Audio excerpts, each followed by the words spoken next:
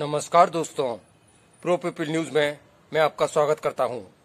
पाकिस्तान ने अब मान लिया है कि भारतीय वायुसेना के हमले में बालाकोट में 300 से ज्यादा आतंकी मारे गए थे।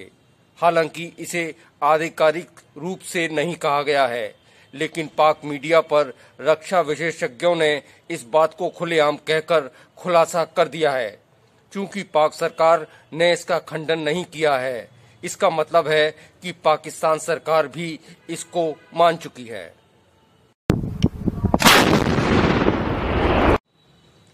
चौदह फरवरी 2019 को जब जम्मू और कश्मीर के पुलवामा में सीआरपीएफ के जवानों का काफिला गुजर रहा था, उसी वक्त खतरनाक विस्फोटक से लदी गाड़ी सीआरपीएफ की बस से टकराई।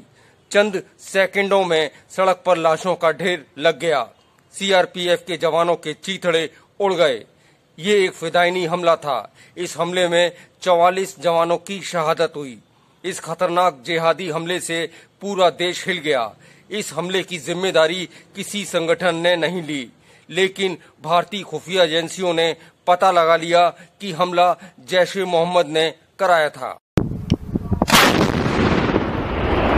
India most wanted Hafiz Saeed हमले का मास्टरमाइंड था। ये हमला उसी ने करवाया था। पर्दे के पीछे से पाक फौज का समर्थन हाफिज सईद को हासिल था।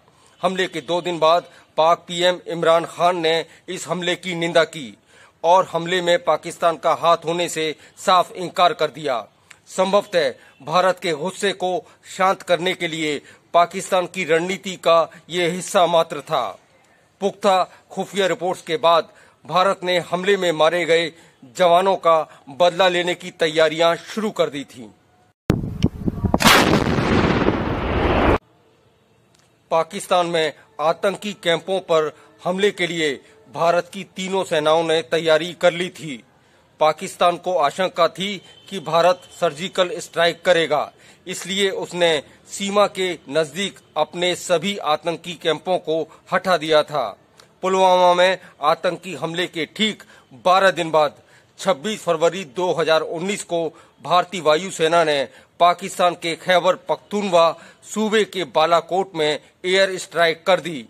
हमला जैश-ए-मोहम्मद के मुख्यालय यानी बालाकोट के मदरसे पर किया गया, जहां आतंकियों को प्रशिक्षण दिया जा रहा था।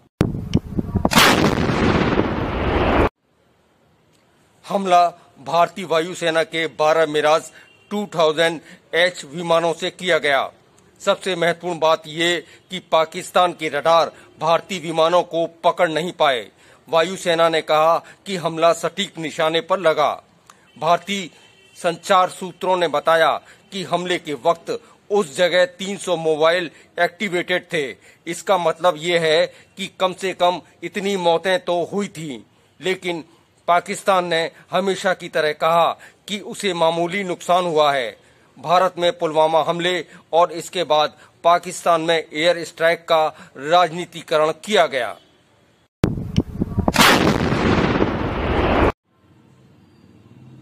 अभी कुछ समय पहले पाक सरकार के कैबिनेट मंत्री फवाद चौधरी ने पाक संसद में खुलेआम कहा कि पुलवामा हमला पाकिस्तान ने करवाया था और अब पाकिस्तान ने मान लिया है कि भारतीय वायुसेना के हमले में उसके 300 से ज्यादा जिहादी मारे गए हैं।